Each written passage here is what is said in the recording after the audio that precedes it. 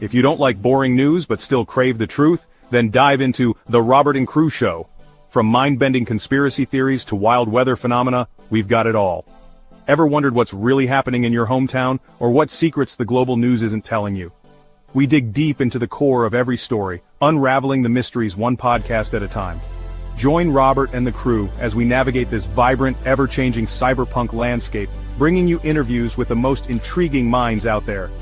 Whether you're a skeptic or a believer, a news junkie or a weather enthusiast, there's something here for you. So strap in, listeners, because we're about to take you on a ride through the neon-lit alleys of truth and intrigue. This is the Robert and Crew Show, where the future meets the fantastic.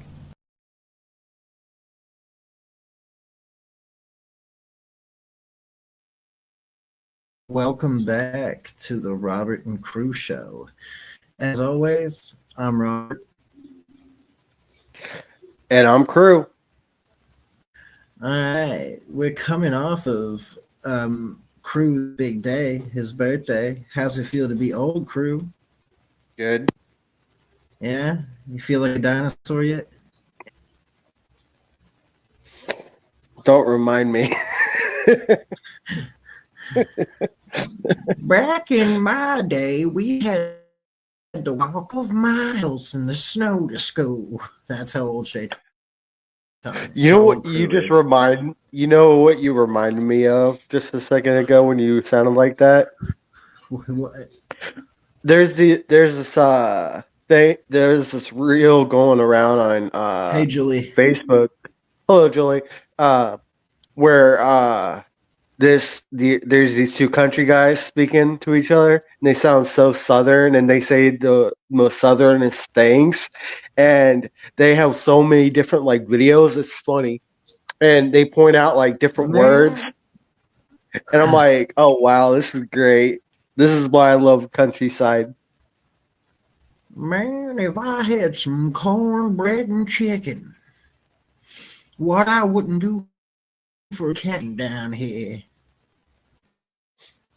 What I mean, we go out down to the Alabama swamps and we catch us some big old gators. Some big old gators. And then we're going to put them in the pond with Jerry. We're going to watch Jerry wrestle the gators. Is that southern enough for you? Yeah. But anyways, guys, it's coming close to an end for season 3. We got 3 more episodes left. We're on episode 27.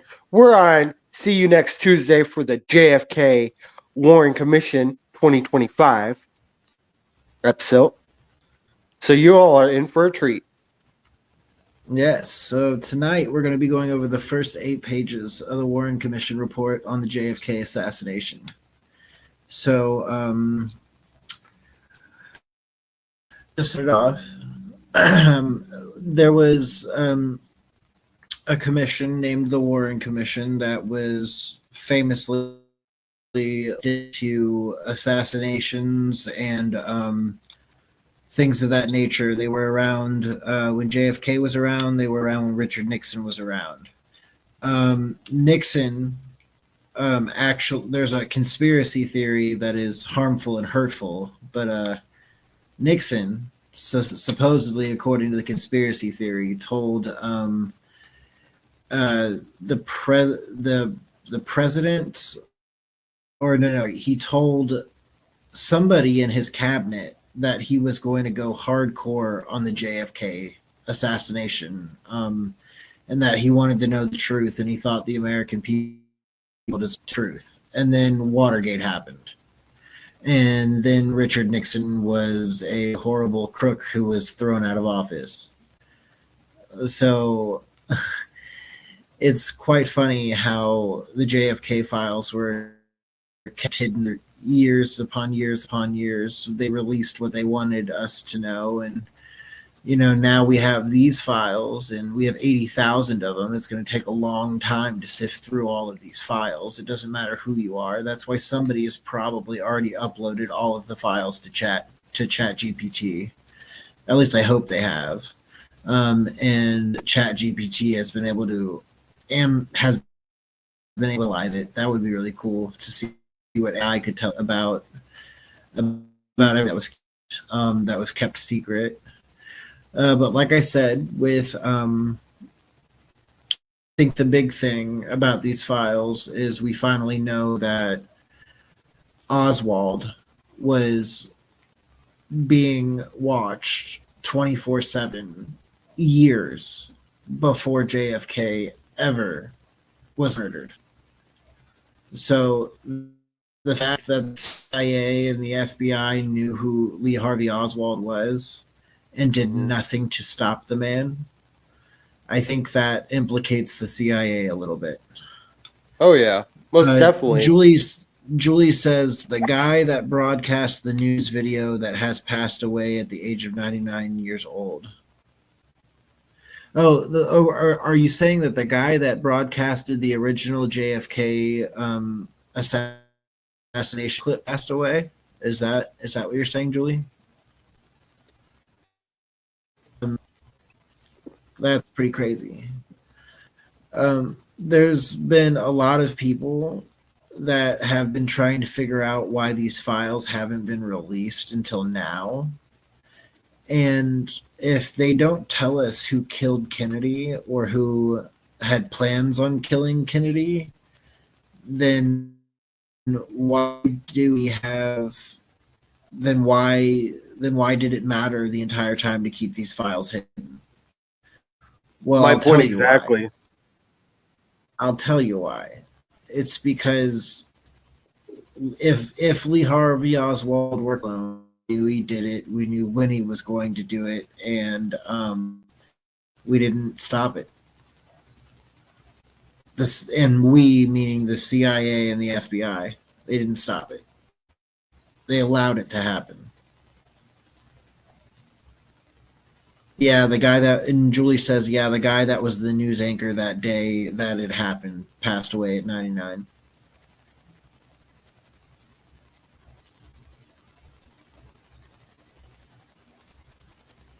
That's crazy. Yeah, that is. Yeah, so if all of these people are like senile and old or dead, which it sounds like most of them have been dead for a very long time, at least the people that were implicated in the actual assassination, then once again, why did we keep this hidden for so long? I don't get it. If there was nothing to hide the entire time, then why did we hide it? Okay, so I'm gonna bring up a proven fact. We did not choose to hide it. We were told. Well, yeah, the American people didn't choose to hide it, but America chose to hide it. So, no, not America. Not America. Yes, America. It's the CIA. It's the FBI. It was. There was one country that said this whole thing needs to be hush hush. We will tell you when you are allowed to release it. And they weren't pointing at America. What country are you saying? Are you saying Cuba? Are you saying Russia? Like what country? Israel. Okay, so I mean, the thing with Israel, like if Israel is implicated, which Israel has been implicated on multiple different occasions for different assassination attempts because they have their own military. It's really hard to say this because I don't want to get it wrong, but it's basically their own military ops, their own CIA called Mossad. Okay, right. Mossad has been known to cause problems, just like the American Central Intelligence Agency has itself, which is the CIA. Right. Yes, would Mossad have some reason to take Kennedy off the map? Maybe.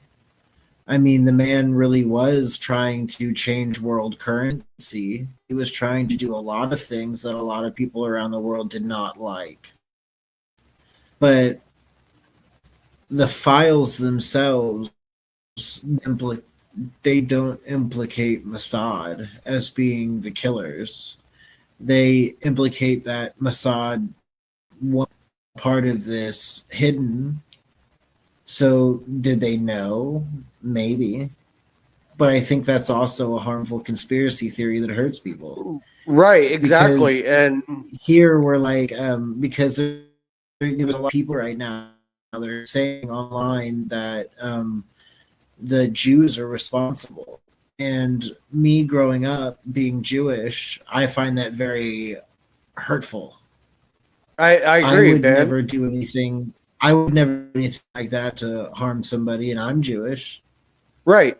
I mean, And just because a couple people that were Jewish that worked for a company or a corporation under a fraudulent name that did whatever back whenever, that shouldn't mean that I'm a bad person, nor should that mean that any Jewish person is a bad person. That means that person, that in 100%. particular person, that in particular group is a bad group.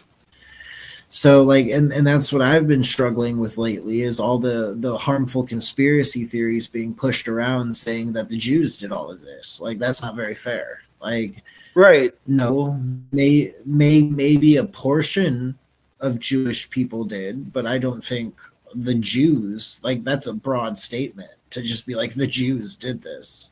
It's kind of like this, right? Okay, so I'm gonna go to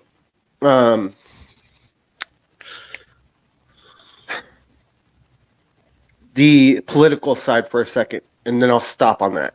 It's kind of like how everyone in America is calling. Right. Just be careful what you say. Let's not Right. get kicked off Right. YouTube. Right. It's kind of like with everybody around the world calling Trump a dictator, which is stupid. Yeah. Harmful conspiracy. But thing is, if one group of Israel wanted to hide this, Theoretically. And then you have theoretically, to right? Say because allegedly, we don't know that to be the truth, right? Yeah, allegedly. Point is, Mossad, just like everybody else. Okay, like there's CIA in America, there's Mossad in Israel, there's MI6 in Britain, in the UK, there's in Germany, I forget what they're called, and then in Russia you have the people that are surrounded by Putin. Basically, they do what he tells them to do. I don't really know what his agencies are called either. Probably the Russian intelligence agency. Probably the RIA is what I would think it would be. But all of these people have people that work for them, and I think all of these people have in the world. Okay, like just because a certain group of people were able to get the job done doesn't mean that they're the ones to blame for it. Right. For instance, my favorite thing to point this at is a lot of people are like, Muslims did 9/11, which is a horrible, harmful conspiracy theory that hurts people because it's not true. It was a single group. That were it was Muslim. It wasn't No, it wasn't Muslim. It wasn't. It wasn't. No, they were not Muslim. They were Saudi Arabian. Oh, okay. Okay, that makes more sense. That makes more sense.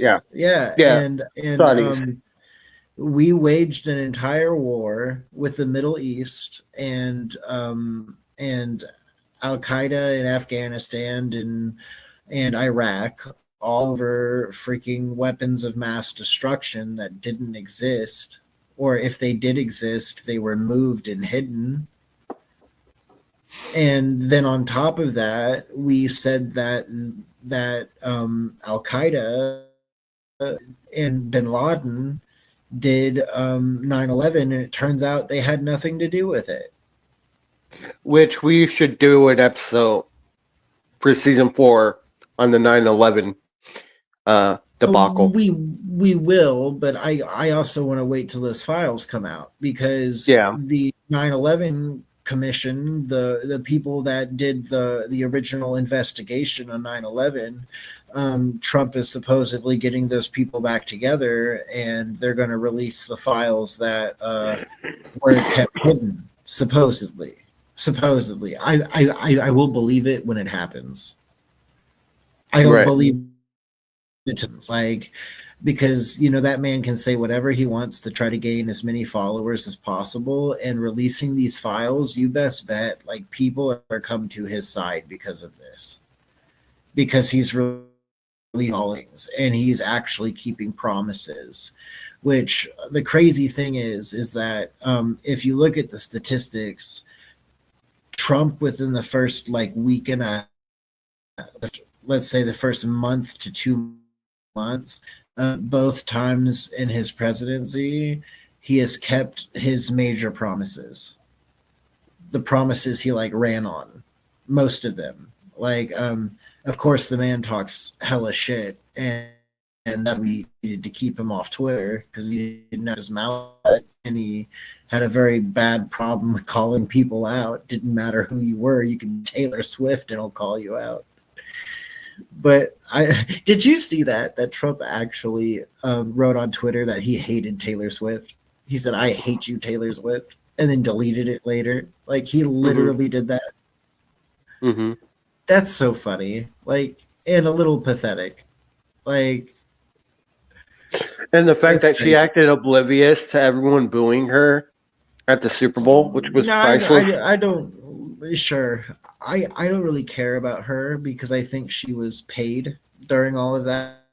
It's honest opinions about who she wanted to win, and I think she honestly did want Kamala to win because Taylor Swift is a woman, so she was backing the woman, and she repetitively said that. She repetitively said, "I'm a woman, of course I'm going to vote for a woman. I'm a woman, she stands for my morals. She's also a woman, I'm going to vote for her." And then she got really upset when it didn't work out in her favor, just like every other celebrity that voted for Kamala work out in their favor. I don't and by the way, I don't think Trump is a great guy, not by any means. I think he's scammed people. He's possibly done some really shady stuff that was not proven that he didn't do, but it was taken to court, and multiple times he got away with things that the normal person like you or me couldn't get away with, but he had money. There's some allegations that happened that if a normal person had those allegations, their entire life would be ruined. His entire life wasn't ruined from those allegations. So we don't really know, we know what they tell us, and I guess those allegations must not have been true, or Trump had a ton of money to pay those people off, which he does have a ton of money. We can't. The man has a ton of money. He can basically pay whoever he wants. But then, I think about it, and they did try to, unalive him on live TV. So why would they, why would he be a part of their group? So that's what throws me off is I'm is this all just one giant stage? Is this just one giant movie? Are we all just trapped in the middle of some movie that's hanging out? Because it seriously feels like a fucking simulation. Donald Trump, who is a reality TV star, who ripped off a bunch of people with a fake university, who also did some really shady shit back in the 80s and in the 90s, he's president now? Are we living in a fucking simulation? And he was in Home Alone 2. Not to mention, we also have a president for 4 years just a while ago that literally got cooed out of his own presidency, and he was literally deemed not coherent enough to be president, even, basically. and he couldn't walk correctly, and he was pooping himself and all different kinds of crazy stuff, and he was falling off bikes and falling upstairs allegedly. Some of this is on tapes, some of it uh, I laughed every single time. how did we let Crazy Joe take the presidency, and then Oh no. we let, like, sometimes I wonder if that election was rigged. You know how Donald Trump swears up and down, they stole the election from me back whenever or whatever, that Right. Mike Pence's job and they stole the election from him. That's some funny shit. And how the Democrats freaked out on him and they were all like, no, he's saying they stole or we rigged the election and so forth and blah, blah, blah, blah. Well, when Trump beat Hillary claimed the same thing and nobody attacked her for it. Hillary claimed that Trump rigged the election. And she tried to even Russiagate scandal that we can prove that it was all paid for by the Clintons. So that's another part that I'm like, I don't know if Trump's the bad guy. I know he's not a great guy, but I don't know if he's the bad guy. I think, the system tried to kill him. The system tried to take him out. The system tried to get rid of him. The system is the bad thing. The problem with the system, the greatest president in the world, not by any means. Problem with the system, we have so many things hidden from us, right? And we just got the JFK files, and there's so many of them. Right, 80,000 of them, and we're getting all these promises about all these things being released to the public. But why now? Why couldn't they then? But because I think Trump's making a point. Right. He's exactly. Making a point. He's showing all of us that they're corrupt. Okay, right. That's the point. The point is regardless if you like the man, regardless if you think the guy is a good guy, he's showing you how corrupt the system is. And, exactly. And some people may sit there and scream and cry and be like, he's corrupt, he's a dictator, he's this, he's that. Hey, what's up, Brandon? But hello, Brandon. He's not as bad as people make him out to be. And nobody was there for the said allegations of the things he supposedly did besides the fake college. I think Trump University is a pretty big scandal. And anybody can look into that. It was literally a fake university that Donald Trump ran and literally got money for. And I don't know the whole background behind it. I don't know if it was a real estate college or what it was being deemed as, but it did not work out. And he apparently ran off with a lot of the money. Now, apparently that's disputed, but I don't know. I have no clue. I just know that's really shady. That's really shady. It's all alleged. We can't prove it. We can't. The Trump University. You can pull that up on Google. We can prove. That we can prove. But everything else that supposedly he did, it's all alleged. So right, besides the court cases that actually happened. But the thing is with the court cases of the alleged the alleged graping, we can't say the actual word. So the alleged graping that took place,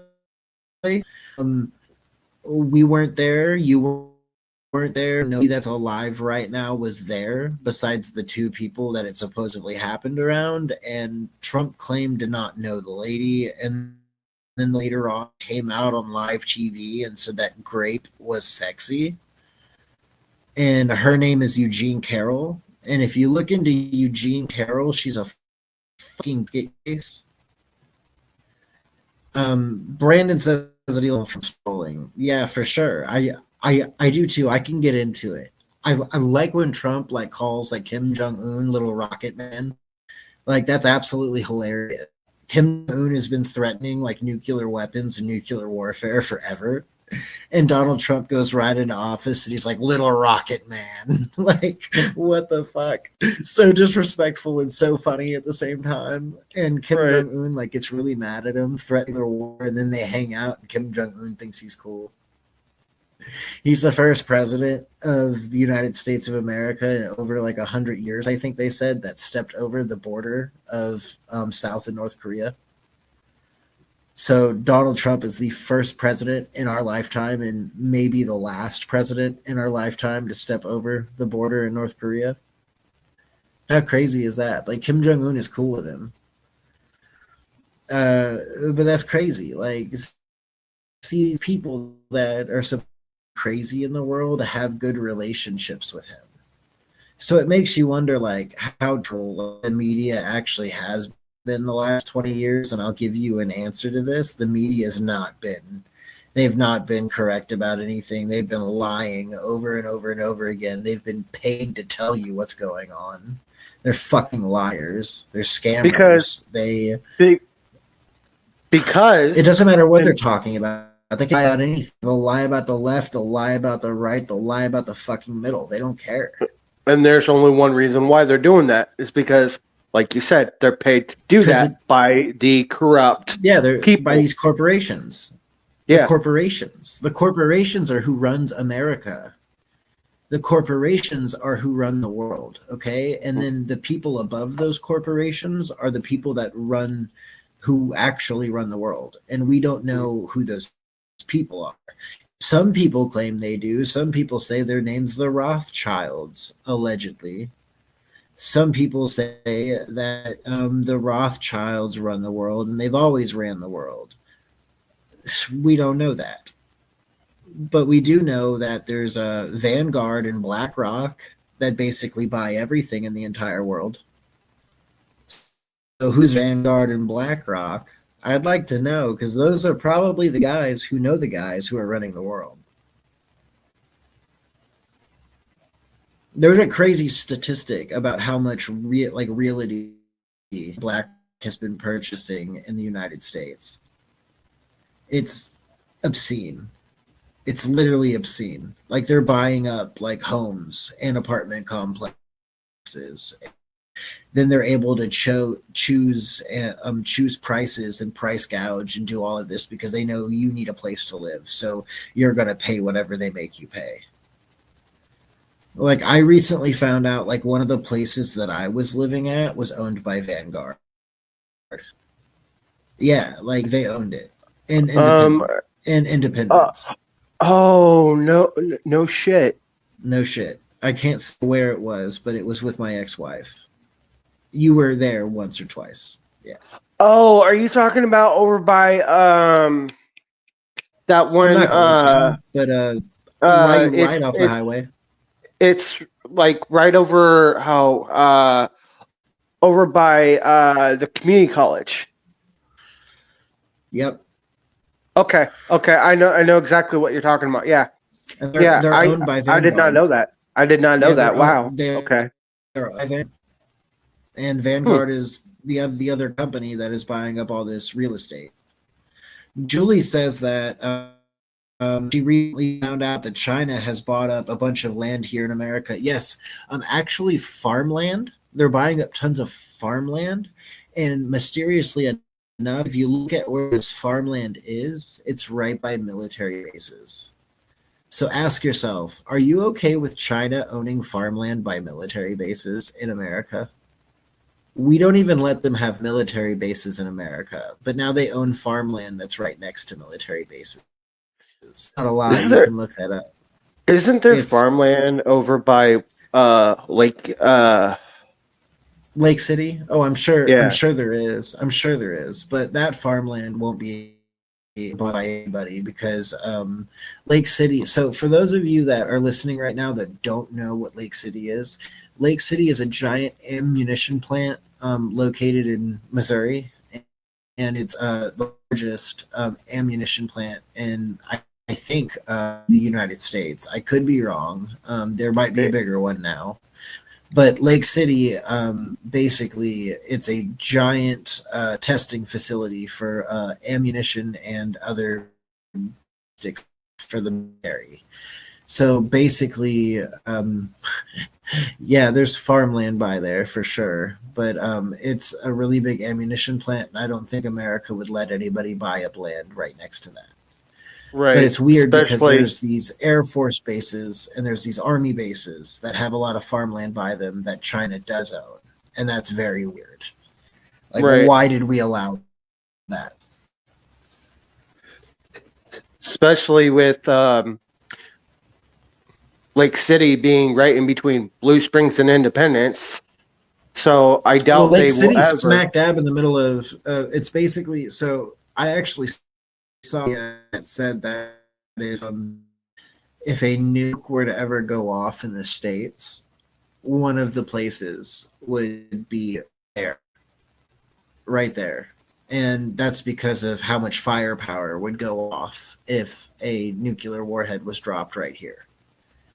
So that's like a very scary thought to think about. But no, I mean, there would be so much of it that it would blow us all to kingdom come and you'd never feel a single thing because nukes are insane. And you know the conspiracy theory that nuclear weapons don't exist? That is a harmful conspiracy theory right there. Yeah, but have you ever heard of it? Have you ever heard of that conspiracy theory that nukes don't Yeah. exist and that we've been Yeah. lying? We've been lying to everybody, including other countries who then realize that we're lying and they start lying about having nukes, and basically we don't call them out because it mean that we are calling ourselves out. It's a really weird theory, but in fact, if the entire world believed you had a weapon that could end somewhere, like end somebody or whatever, a lot of people would start to listen to you. You'd have a lot more power. And another weird thing is all those nuclear weapons videos that were taken in like what was it, the 70s or 80s or whatever, when in the bunker and they set up all those old like looking towns in the middle of the desert and then they blew them all to hell. If you look at it, a lot of those are like they're models, like built in a studio. And tell me, how's the camera recording that close and the camera doesn't get obliterated? Like, think about it. That's a little weird, right? Mhm. They're filming that up close to a nuclear blast, but the camera doesn't. Everything else within the vicinity gets destroyed. Cars are obliterated. Everything is gone. But the camera's fine. Make it make sense. It doesn't. Just, who took the video of Neil Armstrong off the moon lander being the first person to walk on the moon? Who videotaped that? Who was already out there with a camera? Because he was the first guy to walk on the moon, not Neil Armstrong. Who was the guy that was out there with the camera? I honestly can't remember. It's been so long since I've done my research on that. But I know it was in a There's studio. no guy that was there was no guy that was out there with a camera, bro. Like, come on, it's fake. The moon landing is fake. I'm 100% okay. Like, I am 100% on that. The moon landing did not happen. I'm sorry, it didn't. You can't tell me it did. I won't believe you. I can't believe anything about it. And you like want NASA, to know? It's such a lie. You want to know something funny? Okay, so I was scrolling through TikTok the other day, right? And I found there's these two cameras next to each other, right? It shows one dude showing what the moon looks like, and then it shows somebody else showing the moon with their own cameras, and they're trying to show where the flag supposedly is. But on the right, He said, "Oh, I found it," and then moves up his hand with the American flag, goes, shakes it, and they're both laughing. I'm like, Yeah, that's funny. the funny thing about the flag man is there's two videos, and there's Mhm. one video of the flag standing completely still on the moon, and then there's another video that was accidentally leaked of the flag waving on the moon. There's no air on the moon, or that's what we're told at least, which means there's no wind, which Well, means okay. the flag flying on the moon is not possible. So I'm going to point this out real quick. Okay. So atmosphere, right? Yeah, Or atmosphere. Now, when you go further high up, and like pointed out yesterday, how the sun and the moon are in the firmament, right? When right, you go further high up, there's no air, right? right. It's it's hard to breathe, It crystallizes, which right? is why we get snow and hail and sleet and all that. Right. So the flag would not be steel unless if they actually did go on the moon, which they actually didn't, because it would be hard to breathe and go up there. Well, they have space. I mean, Well, you're gonna believe hold that on. that little spacesuit? Like, come on, it's space. So if they go on the moon, right, and they pull out the flag, right, and hold it out, it would freeze Right. into place. Yeah. That would be the Yeah. only way to make sense. Which But is why I said, why is there that famous video of the flag waving? It makes no sense. Like the flag shouldn't have waved on the moon at all. Like, if it besides waved putting it on the up one moon, time. Yes, there is video of the American flag waving in the wind on the moon. hold on. If it 100%. was waving on the moon and it was Mhm. filmed in a studio, the only Yeah. way they could make it look like it's waving like that is having fans blow the flag, or Supposedly, hold on, or air condition, or anything. hold on, or they had wires hooked up to the flag and made it look like it was waving. Or it was an accident and it was filmed and it was just an accident. Like, you have to look at that too. Is Yeah. the cameras and stuff back then, man, sucked. JD, what's going on? Hello, Just catching JD. up at fast speed. Bible reading Christians will always protect / bless Israel's and Jews, even if there are Jewish people in the Israeli government or not that are doing bad stuff because of Scripture, both Old and New Testament. Sure, I can agree with that to a point. I do as well. Like I was telling Crew earlier, I grew up Jewish. I know a lot of Jewish people. I've grown up around Jewish people my entire life. And just because one group of Jewish people or one group of people, the Jewish government or the Israeli government, sorry, not the Jewish government, even though that's technically what they would be because they're all Jews. They all live in Israel, most of them, anyways. But anyways, what I was getting to is that I don't think that group of people is also to blame for another group's actions. I think that's absolutely absurd. That's like saying that all Christians are bad because of the Crusades. No, That's the also whole like, no, but it is. That's like right. me saying that since a Christian guy went out riding a horse and beheaded somebody for not being Christian, that now because that happened, all Christians are horrible Right. and they would behead you if you were not Christian. But So that's not true.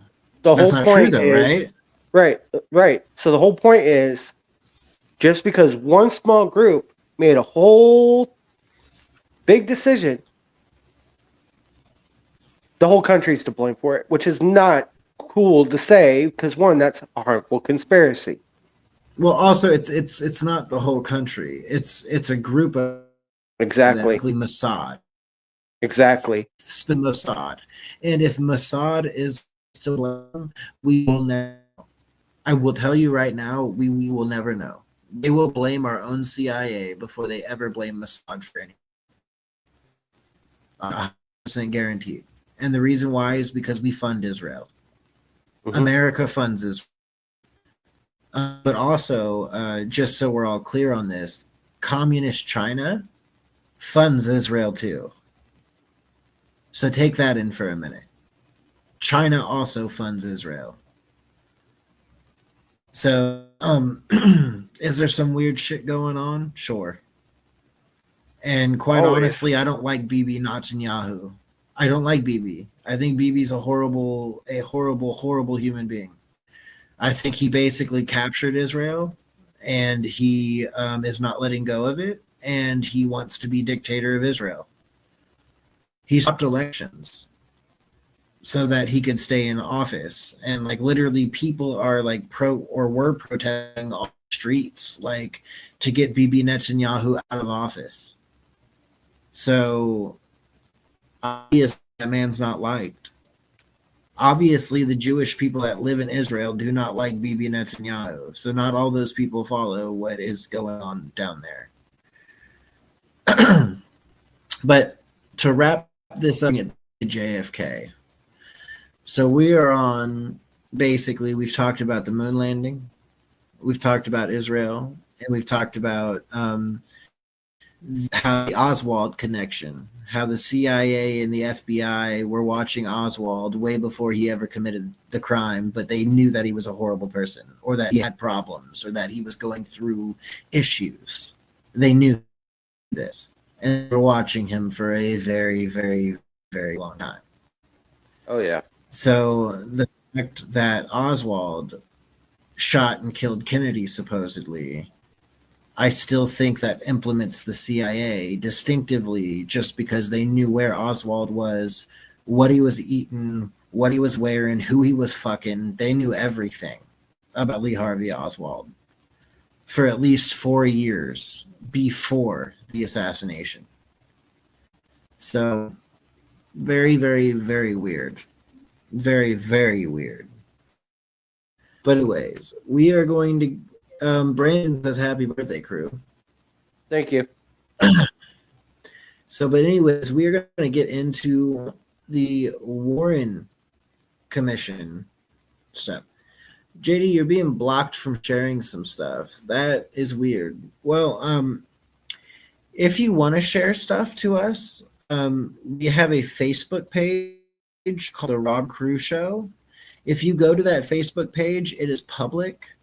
You can join the group, and you can I believe there's a way to direct message me and or the group, basically direct message the group and send any link or information you want. So if you want to send us with that, you can completely do that. We have a free page, and we also have a private page, and you can message either of us. Any information. Julie does all the time. She's been doing it for since season 2, so go for it. JD says the Bible does prophecy that many nations will get mad at Israel, and we may be seeing things be set up for that. Get equals, yeah, 100%. So I think if we look into the biblical aspect of Judea and Israel, we are looking at prophetic end time scenario right now. And honestly, they are in a holy war that is never going to stop. It's literally never going to stop. And how long have I been saying that? So have I, and so is everybody that I've known. That's a holy war that's not going to stop overnight. But anyways, we got to get back to JFK. So we're going through these motions. We find out that Oswald has been watched. And then we have some of these files get leaked after the assassination, but only like 20,000 of them. Okay, and they have no good information. Just basically what happened through the eyes of the Secret Service and Jackie Kennedy and a couple other people. And then, of course, the government had to make a report on it. The hospital had to make an autopsy report, all that other stuff. So what we're getting into tonight is the first 8 pages of the Warren Commission report on the JFK files. Let's begin.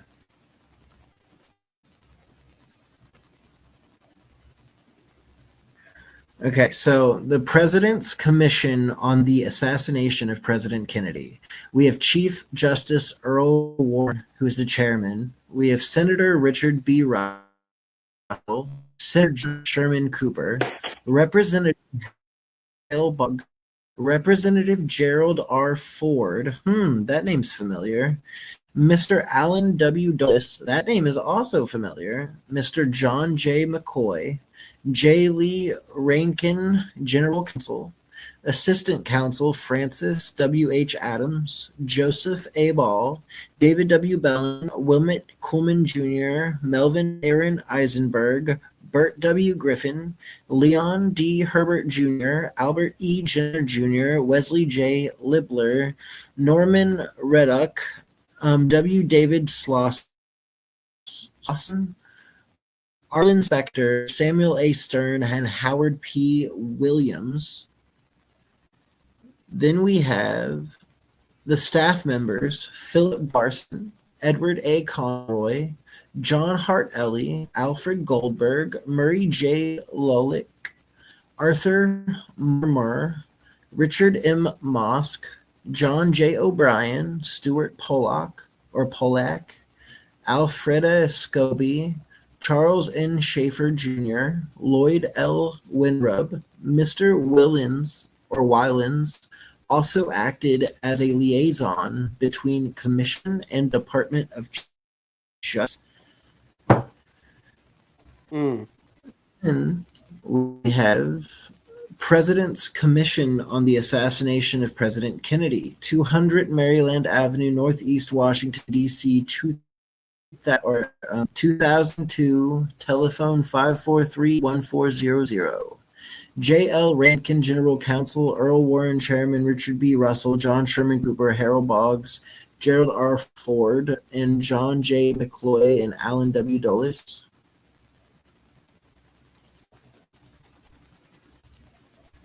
And then it starts out September 24th, 1964.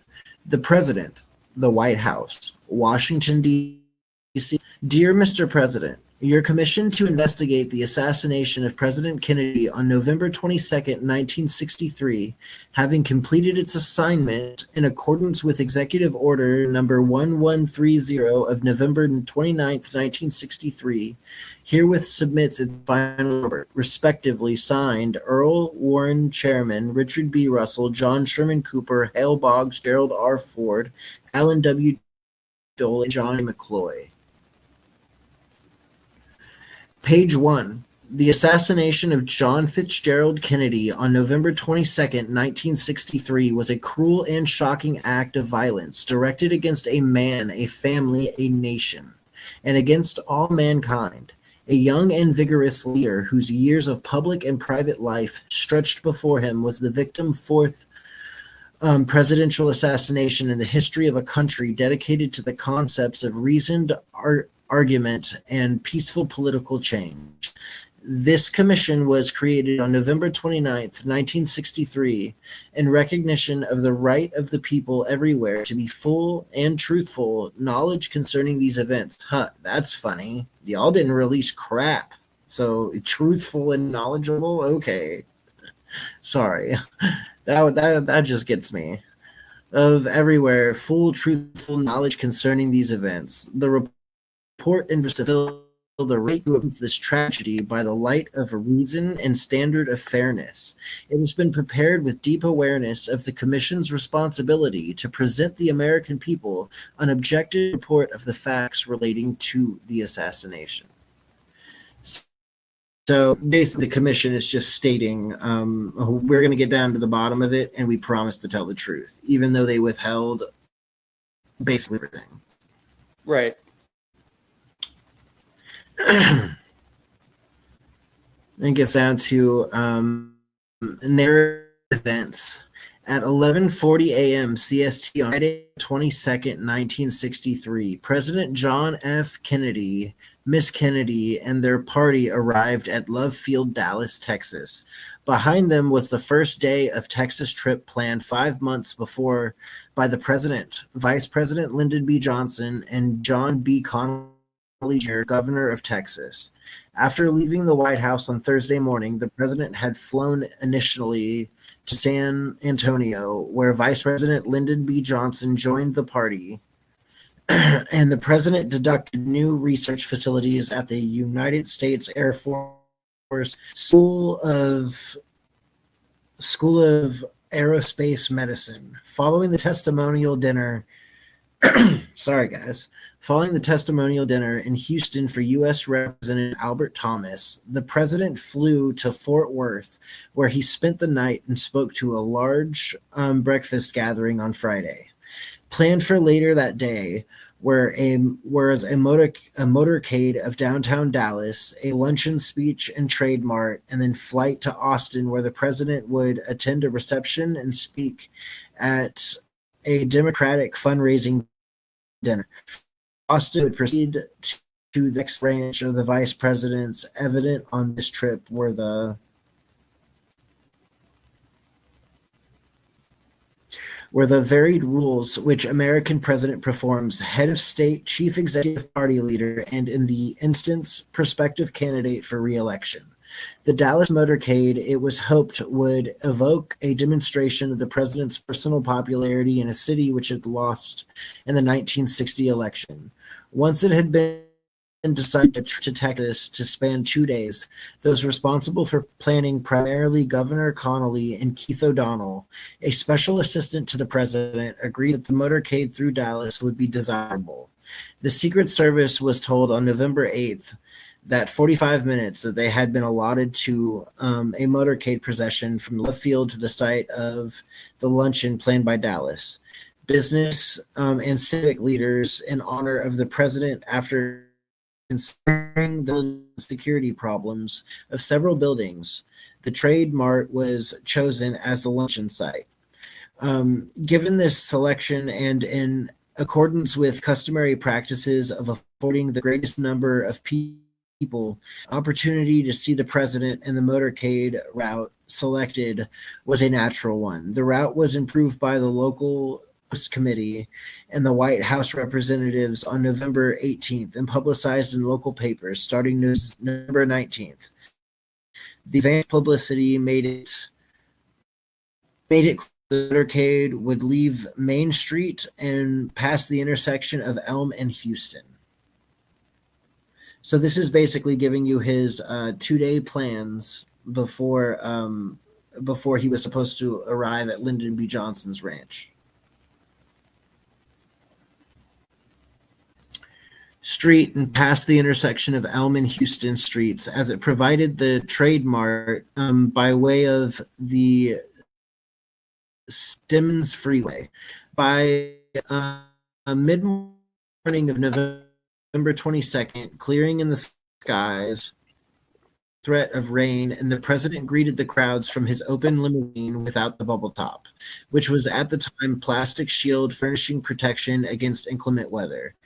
To the left, the president in the rear seat was Miss Kennedy. In the jump seats were Governor Connally, who was in front of the president, and Miss Connally, who was at the governor's left. Agent William R. Greer of the Secret Service, Agent Roy H. Kellerman was sitting to his right. Directly behind the president's limousine was an open follow-up car with 8 Secret Service agents, 2 in the front seat, 2 in the rear, and 2 on each running board. These agents, in accordance with normal Secret Service procedures, were instructed to scan the crowds, the roofs, and the windows, the buildings, passes, and crossings for the signs of trouble. Behind the follow-up car was the vice presidential car, carrying the vice president and Miss Johnson and Senator Ralph W. Yarbrough. Next were vice presidential follow-up car and several cars, buses for additional dignitaries and press representatives and others. So that's who was in the motorcade. Basically, everybody that paid for it to happen, the good people of Dallas, Texas, and oh, what's going on here? Lost something. Oh no. Oh no. There we go.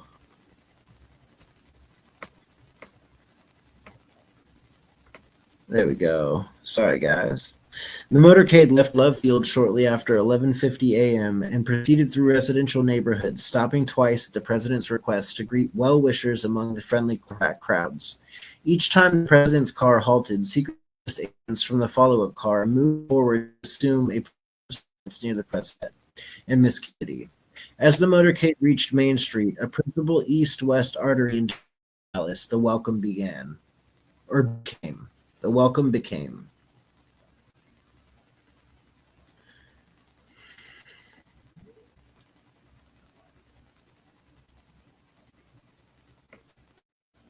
That's interesting. Well, it's basically telling you where the route was started and so forth. Okay, Right. so where the welcome became, where the welcome began, tumultuous at the extreme west end of Main Street. The motorcade turned right on Houston Street and proceeded north for 1 block in order to make a left turn on Elm Street, the most direct and convenient approach to the Stemmons Freeway. Sorry, guys. To the Stemmons Freeway and trademark. As the president's car approached the intersection of Houston and Street, there was loomed directly ahead of the intersection's northwest corner story warehouse, the office building, the Texas School Book Depository. Riding in the vice president's car, Agent Rufus W. Youngblood of the Secret Service noticed the clock atop the building indicated 12:30, the scheduled arrival time at the trademark. The president's car, which had been going north, made a sharp turn toward the southwest onto Elm Street at the speed of about 11 miles per hour. It started down the grass toward a railroad overpass under which the motorcade would proceed before matching Stemmons Freeway. The front of the Texas School Book Depository was now on the president's right, and he waved to a crowd that assembled there past the building. At Dealey Plaza, an opened-up landscaped area marking the western end of downtown Dallas. Stretched out to the president's left, a Secret Service agent motorcade radioed the trademark. The president will arrive in about 5 minutes.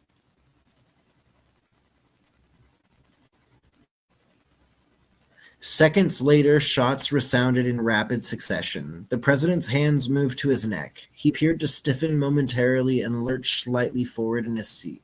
A bullet had entered the base of the back of his neck, slightly to the right of the spine. It traveled downward and exited the front of the neck, causing a nick in the left lower portion of the knot in the president's necktie. Before the shooting, Stoner Colony had been facing toward the crowd on the right and started to turn toward the left and suddenly felt a blow on his back. The governor had been hit by a bullet which entered the extreme right side of his back at the point below his right armpit. The bullet traveled through his chest in a downward and forward direction, exited below his roll and passed through the right way in his lap, and then caused a wound to his left thigh. Force of the bullet's impact appeared to spin the governor to his right, and Miss Connolly pulled him down into her lap. Another bullet then struck President Kennedy in the rear portion, causing a massive and fatal wound. The president fell to the left, right into Miss Kennedy's lap. So that was how JFK got shot. The Secret Service agent J. Hill, riding on the left running board of the follow-up car, heard a noise which sounded like a firecracker, and he saw the president suddenly lean forward to the left. Hill jumped off the car and raced toward the president's limousine. In the front seat of the vice presidential car, Agent Blood heard an explosion and noticed unusual movements in the crowd. He vaulted into the rear seat and sat on the vice president in order to protect him.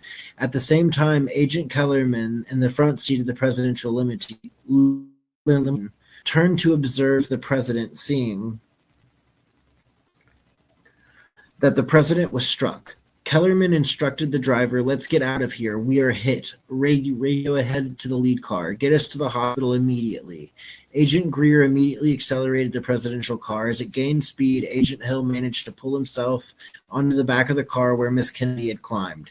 Hill pushed her back into the rear seat and shielded the stricken president and Miss Kennedy as the president's car proceeded at high speed to Parkland Memorial Hospital 4 miles away. That's intense. That is intense. Yeah. Just reading that makes you feel some kind of way.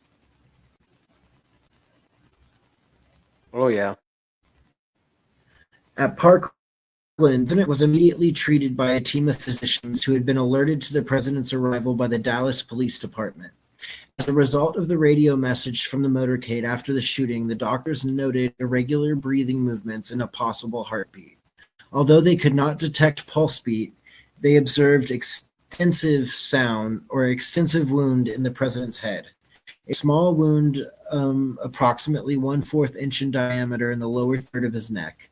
In effort to facilitate breathing, physicians performed a tracheotomy by enlarging the throat wound and inserting a tube, totally absorbed in an immediate task of trying to preserve the president's life. The attending doctors never turned the president over for an examination of his back. At 1 p.m., after all heart activity ceased, last rites were administered by a priest. President Kennedy was pronounced dead. Governor Connolly underwent surgery and ultimately recovered from his serious wounds. Well, ain't that convenient? Connolly got to live, but JFK didn't. And you know what it sounds like? If you listen to it, it says it says the attending doctors never turned the president over for an examination of his back. They never turned him over. What? What? Right. What? You never turned him over? You had to examine autopsy and you never turned him over? Right. Or sorry, this wasn't even sense. for the autopsy.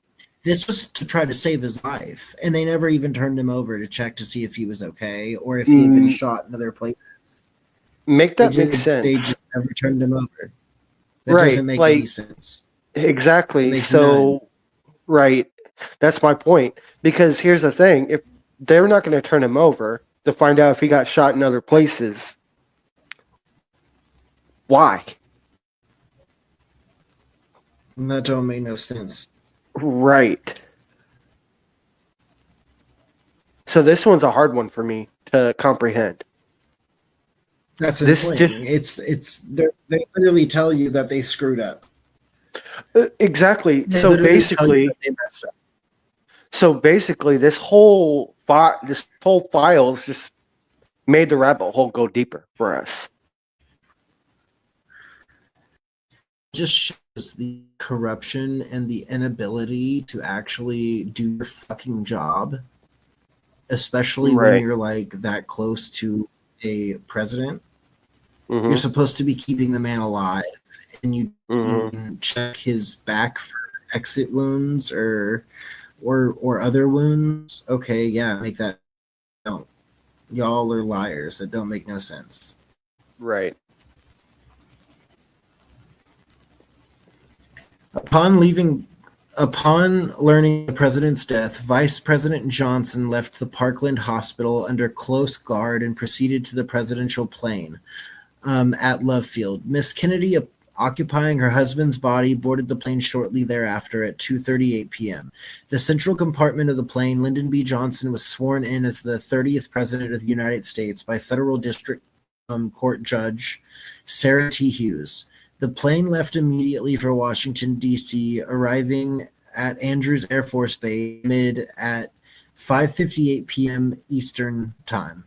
The president's body was taken to the National Naval Medical Center, Bethesda, MD, where it was given a complete pathological examination. Autopsy disclosed that the large head wound observed and the wound in the front neck that had been enlarged by Parkland doctors when they performed the tracheotomy. Both of these wounds were described in the autopsy report as being presumably of exit. In addition, the autopsy revealed a small wound entry in the rear of the president's skull and another wound of entry near the base in the back of the neck. The autopsy report stated the cause of death is gunshot wound to the head, and bullets which struck the president were described as having been fired from point behind and somewhat above the level of the deceased. So even the autopsy report, they flipped him over. They flipped him over, and they found three wounds and 2 shots that were or 2 exit wounds that were presumably gunshot wounds, which they were because Kennedy was shot. So that's interesting. They noted that the shots came from behind, by the way, which we're told all shot Kennedy from the side or the front, possibly. So right. that also doesn't make sense.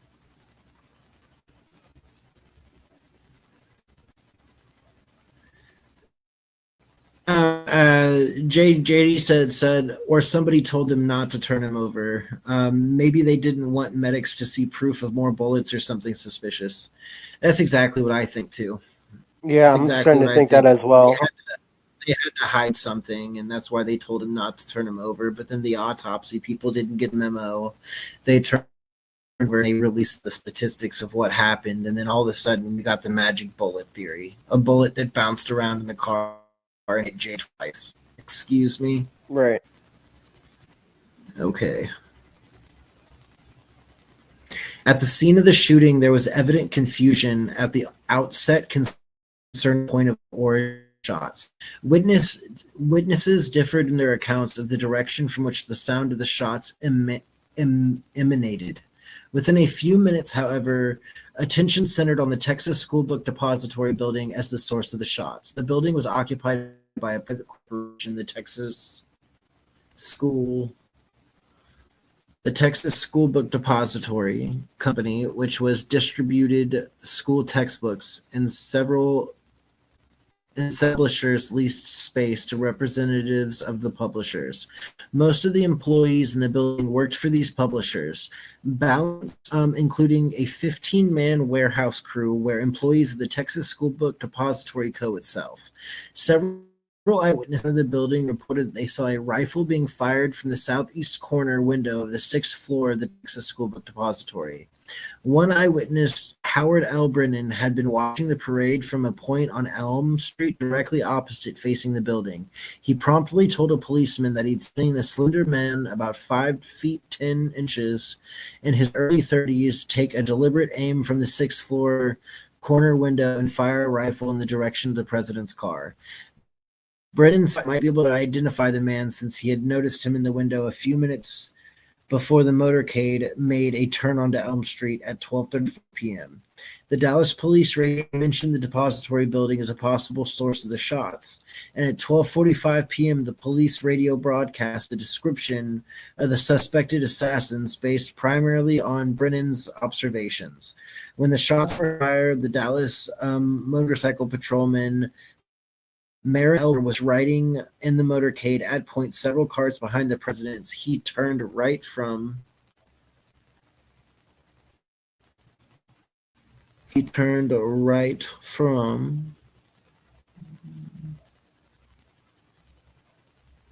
on it.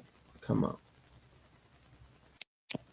He turned right from cars behind the president. He turned right from Main Street onto Houston Street. It was about 100 feet south of Elm Street when he heard a shot. There, having recently returned from a week of deer hunting, was certain the shot came from a high-powered rifle. He looked up and saw pigeons scattering from the air from their perches on the Texas Schoolbook Depository building.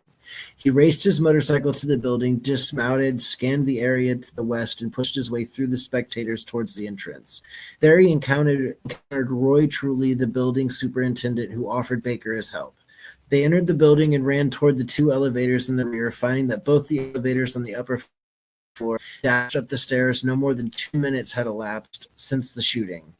When they reached the second floor landing on their way up to the top of the building, Patrolman Baker thought he caught a glimpse of someone through the small glass window and the door separating the hall area near the stairs from the small vestibule leading into the lunchroom. Gunman rushed to the door and saw a man about 20 feet away walking toward the other end of the lunchroom. The man was empty-handed. At Baker's command, the man turned and approached Truly, who had stayed up the stairs to the third floor ahead, returned to see what had delayed the patrolman. Baker asked whether he knew the man in the lunchroom. Truly replied that the man worked in the... Oh, the man worked? The man worked what? Huh. Where did this man work?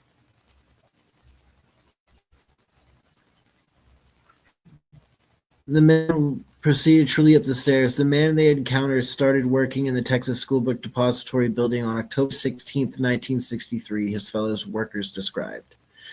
Him as a very quiet a loner. His name was Lee Harvey Oswald. Cha-ching. Within about 1 minute after his encounter with Baker and Truly, Oswald was seen passing through the second floor offices. His hand is a full Coke bottle which he purchased from a vending machine in the lunchroom. He was walking toward the front of the building when a passenger elevator and a short flight of stairs accessed the main entrance of the building on the first floor.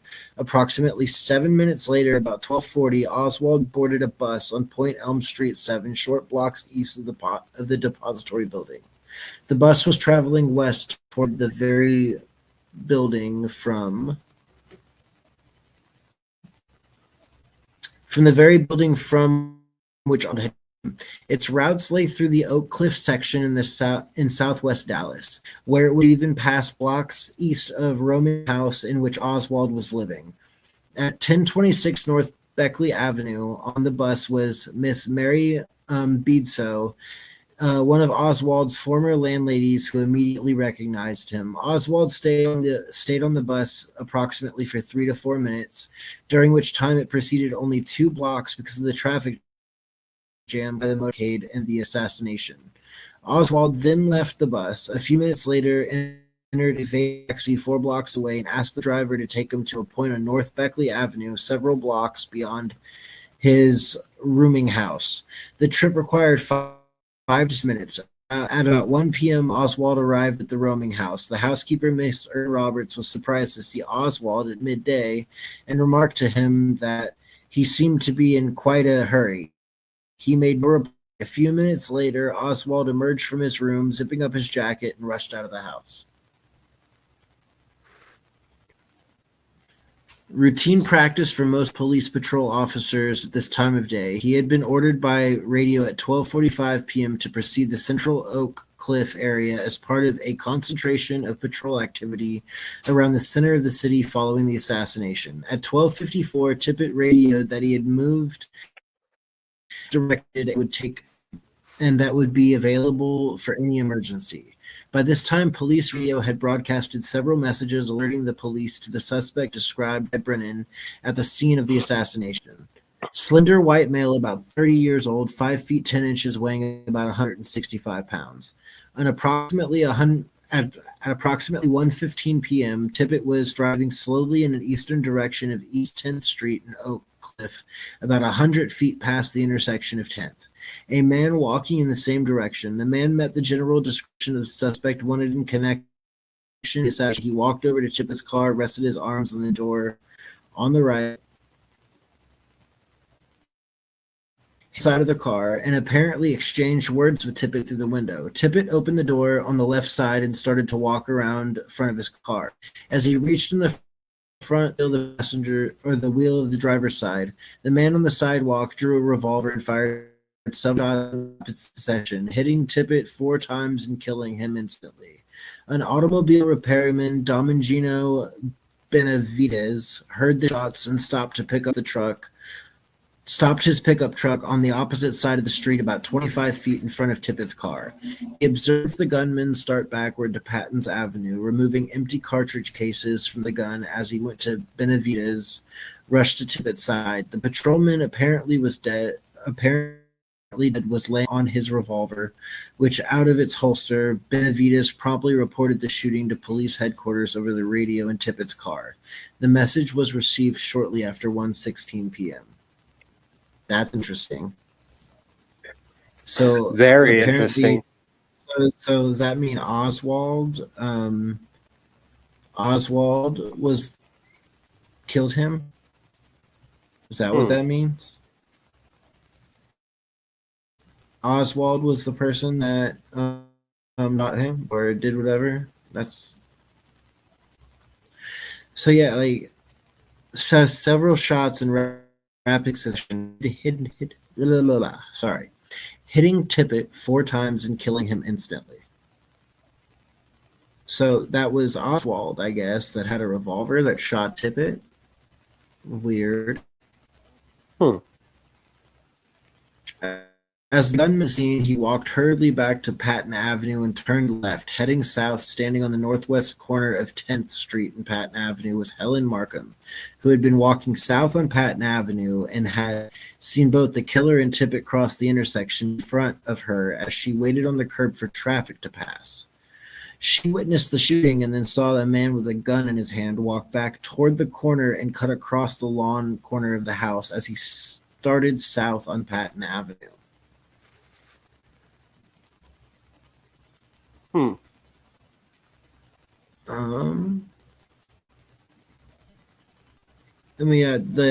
the corner house itself, Miss Barbara Jeanette Davis and her sister-in-law, Miss Virginia Davis, heard the shots and rushed to the door in time to see the man walk rapidly across the lawn, shaking a revolver as if he's empty of cartridge cases.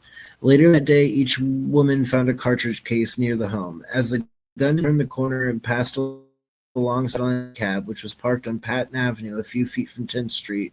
The driver, William W. Scoggins, had seen the slaying and was now crouched behind his cab on the street side. As the gun had the shrubbery on the lawn, Scoggins looked up and saw the man approximately 12 feet away. In his hand was a pistol, and he muttered the words which sounded to Scoggins like "poor dumb cop" or "poor damn cop." After passing Scoggins, the got to the west side of Patton Avenue and ran south toward Jefferson Boulevard, a main Oak Cliff thoroughfare. On the east side of Patton, between 10th Street and Jefferson Boulevard, Ted Calloway, a used car salesman, heard the shots and ran to the sidewalk. As the man with the gun rushed past, Calloway shouted, "What's going on?" The man merely shrugged, ran onto Jefferson Boulevard, and turned right. On the next corner was a gas station with a parking lot in the rear. The assailant ran into the lot, discarded his jacket, and then continued his flight west on Jefferson. In a shoe store a few blocks further west on Jefferson, the manager, Johnny Calvin Brewer, heard the siren of a police car after the radio in his store announced the shooting of a police officer in Oak Cliff. Brewer saw a man step quickly into the entranceway of the store and stand there with his back toward the street. When the police car made a U-turn and headed back in the direction of the Tippett shooting, the man left and Brewer followed him. He saw the man enter the Texas Theater, a motion picture house about 60 feet away, without buying a ticket. Brewer pointed this out to the cashier, Miss Julia Postal, who called the police. The time was shortly 1:40 p.m.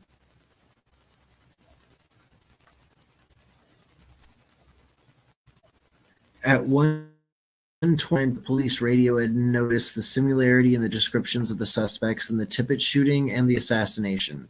At 1:45 p.m., in response to Miss Postal's call, the police sounded the alarm. Have information on a suspect. Just went to the Texas Theater on West Jefferson. Within minutes, the theater surrounded. The house lights were turned Patrolman M.N. McDonald and several other policemen approached the man who had been pointed out to them by Brewer. McDonald ordered the man feet and heard them say, "Well, it's all over now." The man drew a gun from his waist with one hand and struck the officer with the other. McDonald struck out with his right hand and grabbed the gun with his left hand. After a brief struggle, McDonald and several other police officers disarmed and handcuffed the suspect and drove him to police headquarters, arriving approximately at 2 p.m. Following the assassination, police cars had rushed to the Texas School Book Depository, announced many radio messages reporting that the shots had been fired from the depository building. Inspector J. Herbert Sawyer of the Dallas Police Department arrived at the scene shortly after hearing the first of these police radio messages at 12:34 p.m. Some of the officers who had been assigned to the area of Elm and Houston streets in the motorcade were talking to the witnesses and watching the building when Sawyer arrived. Sawyer entered the building and rode a passenger elevator to the fourth floor, which was the top floor for this elevator. He conducted a quick search, returned to the main floor, and between approximately 12:37 and 12:40 p.m., ordered that no one be permitted to leave the building.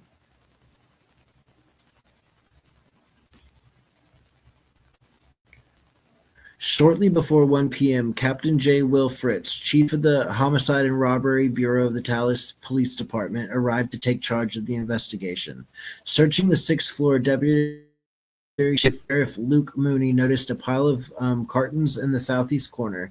He squeezed through the boxes and realized immediately he discovered the point at which the shots had been fired. On the floor were 3 empty cartridges cases. Carton had apparently been placed on the floor at the side of the window so that a person sitting on the carton could look down. Elm Street and towards the overpass scarcely be noticed from the outside. Between this and a half-open window, 3 additional cartons arranged in such an angle that a rifle resting on the top carton would be aimed directly at the motorcade as it moved away from the building. The high stack of boxes which first attracted Mooney's attention effectively screened a person at the window from the view of anyone else on the floor. And guys, that is the first 8 pages of the Warren Commission's report on what happened to JFK. That's a lot. We are told that Lee Harvey Oswald took his shots from the school book depository, right? Mm-hmm.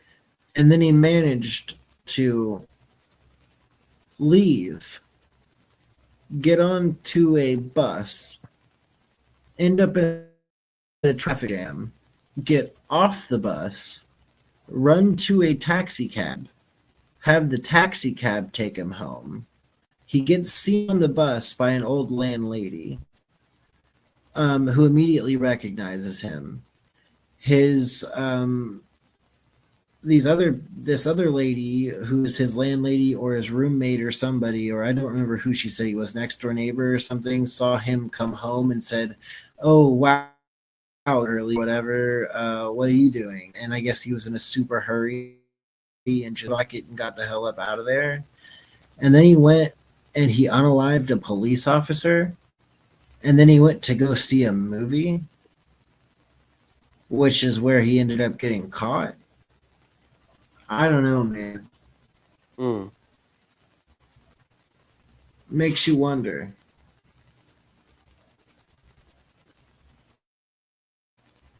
Right. What happened to the high-powered rifle?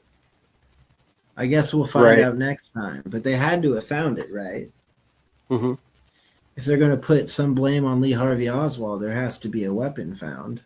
Besides this revolver that he's walking around unaliving police officers with.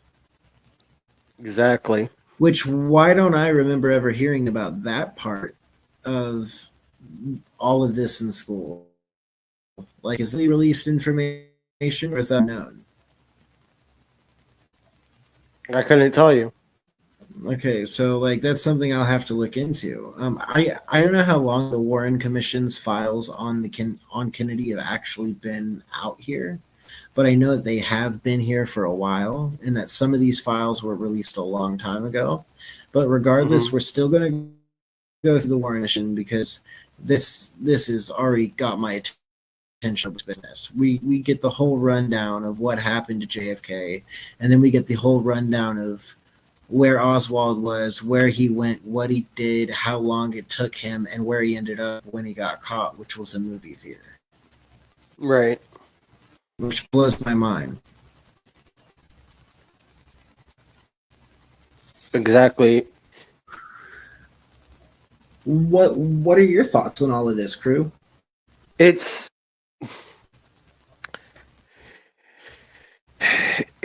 to the point where it's gotten bigger and more chaotic as more as we find out, and I'm more drawn into this whole rabbit hole, and I want to know more. It's point where I'm dug in, and I'm not leaving until I know a lot more of the whole story. It definitely feels like the Warren Commission was not being 100% truthful about what was going on. Right. Because if we identified Oswald immediately, how come he wasn't immediately taken into custody? Exactly. If he was suspected of taking shots at the president, how come they started unalive Oswald immediately? That part. Like, come on. And then, like, to get caught up in a movie theater, why wouldn't you try to leave the town? Why wouldn't you try to leave the country? Why wouldn't you try to get the hell out? Why would you go unalive a cop and then go watch him and then go attempt to go watch a movie after all of these people have ID'd you and literally they've all called the police on you and you've literally led yourself right into a trap and into a movie theater? Right. It's to the point where, we're going to find out, hopefully, if it's in there.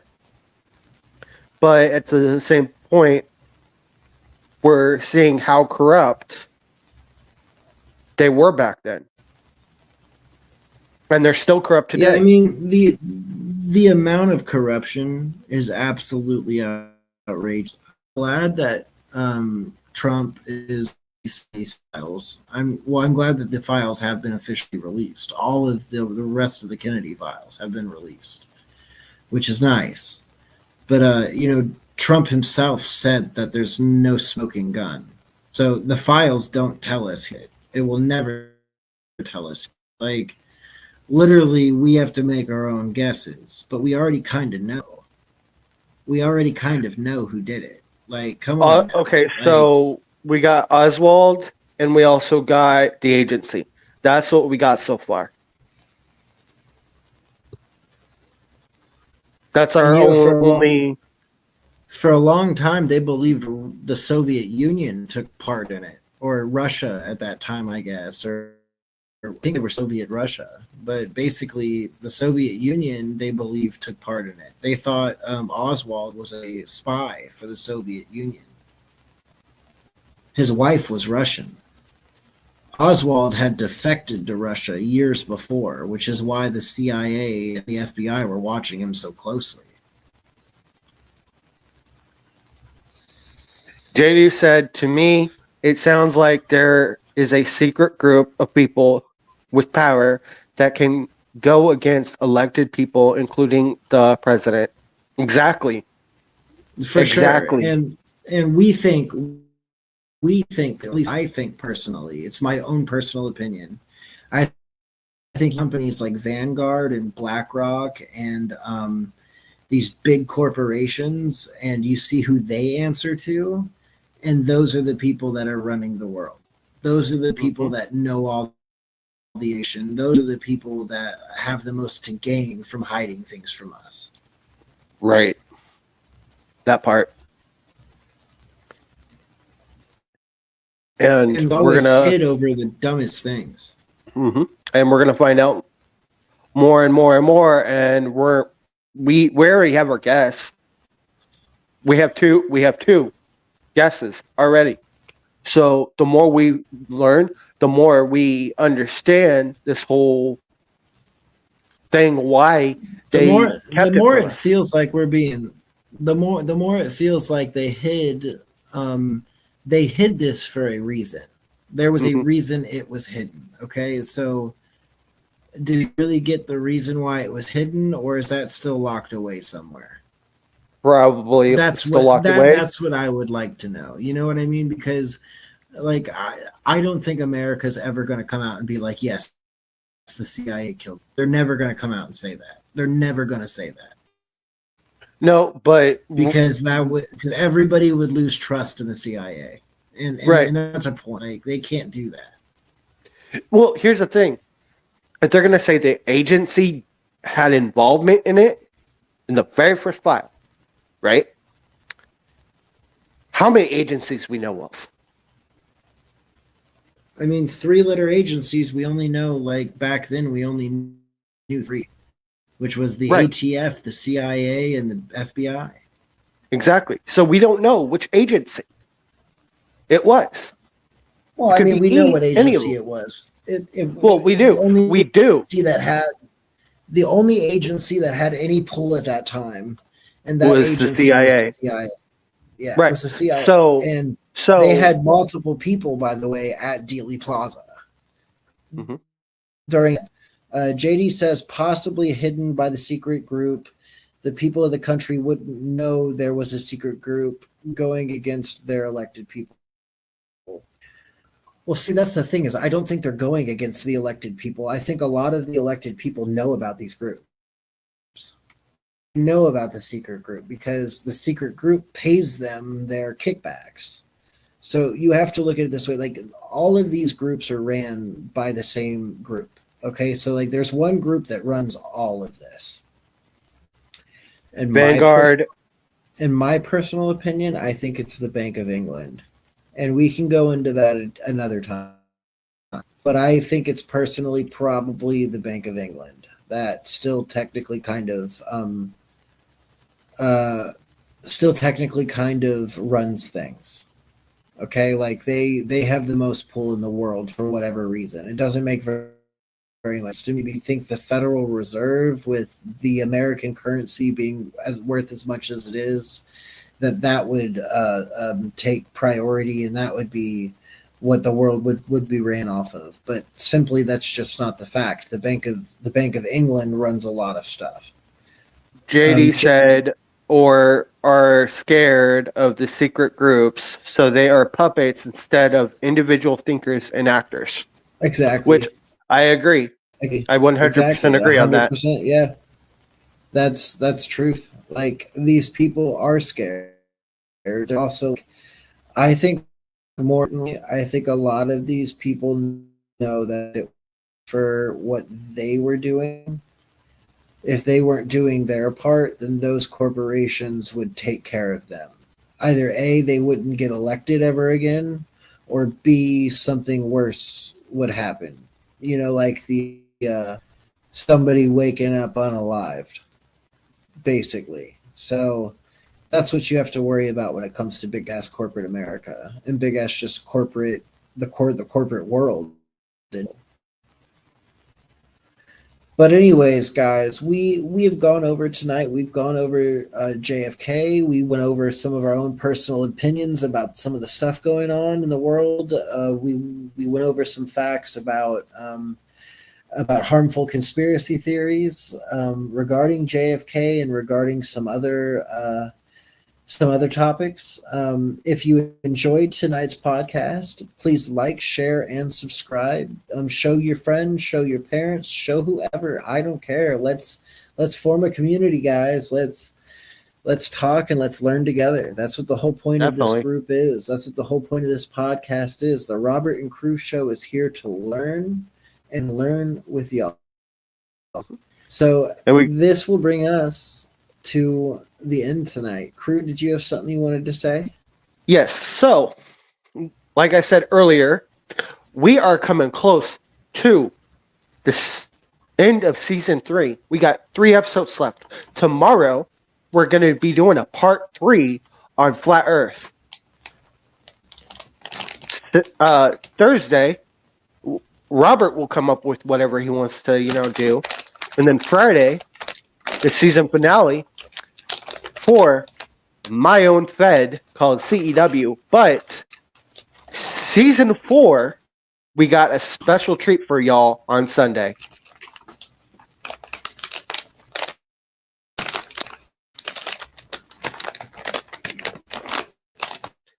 Which is what, Robert?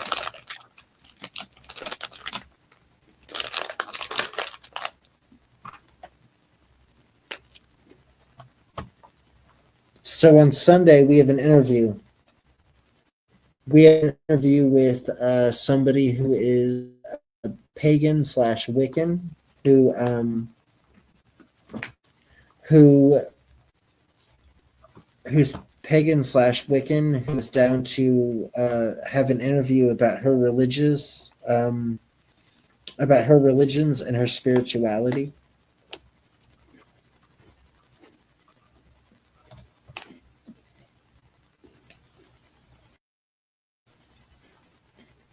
So, with that being said, and I'll take it away with this one since Robert normally does it. Thank you for tuning in tonight on the Robert and Crew Show. I am Crew. I'm Robert. You all have a good night. Peace out. We love y'all. If you don't like boring news but still crave the truth, then dive into The Robert and Crew Show. From mind-bending conspiracy theories to wild weather phenomena, we've got it all. Ever wondered what's really happening in your hometown, or what secrets the global news isn't telling you? We dig deep into the core of every story, unraveling the mysteries one podcast at a time. Join Robert and the crew as we navigate this vibrant, ever-changing cyberpunk landscape, bringing you interviews with the most intriguing minds out there. Whether you're a skeptic or a believer, a news junkie or a weather enthusiast, there's something here for you. So strap in, listeners, because we're about to take you on a ride through the neon-lit alleys of truth and intrigue. This is the Robert and Crew Show, where the future meets the fantastic.